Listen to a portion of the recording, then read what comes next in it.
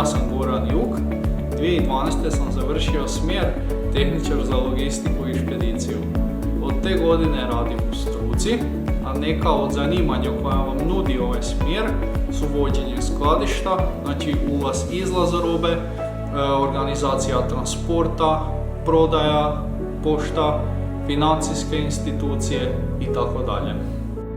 Ja sam Roberto, bivši učenik srednje škole Zlatar, radim u Metalisu s Donje Stubice kao viši referent nabave na poslovima naručivanja robe i opreme, praćenju tržišta, pronalasku novih dobavljača, pripremi dokumentacije za privremeni izvoz robe te uvoz robe. Upišite srednju školu Zlatar i postanite konkurentni na tržištu rada.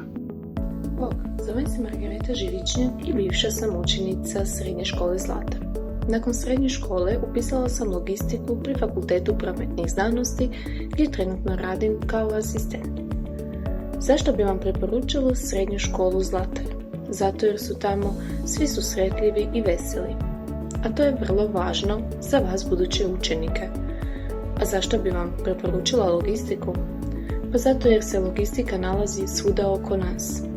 Svaki proizvod koji kupujemo u našim trgovinama prolazi kroz nabavu sirovina, proizvodnju, skladištenje, distribuciju da bi došao do nas, krajnjih korisnika. Danas je jako popularno kupovati online. Logistika tu vodi glavnu riječ. Vi kao budući logističari možete organizirati prijevoz, upravljati skladišnim sustavom, upravljati nabavom robe, upravljati zalihama koje su jako bitne, optimizirati procese i niz drugih procesa. Kao što vidite, logistika je jako dinamična i traži kontinuirani rad i napredovanje. Pa ako voliš napredovati i kontinuirano istraživati, logistika je pravi smjer za tebe.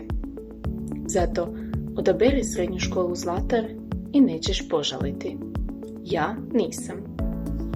Pozdrav svima, moje ime je Marko Kabajec, te sam završio srednju školu u Zlataru smjera tehničara za logistiku i špediciju.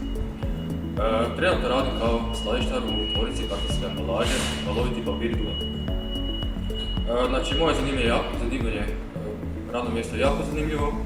Znači, bavim se skladištenjem robe, vanjski i unutarnji transport, upravljanje zalihama, te upravljanje miličaristima, te njihovo vođenje.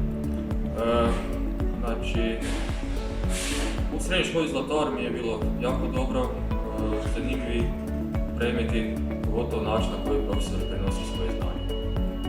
Opet bih upisao taj smjer samo iz tog razloga jer to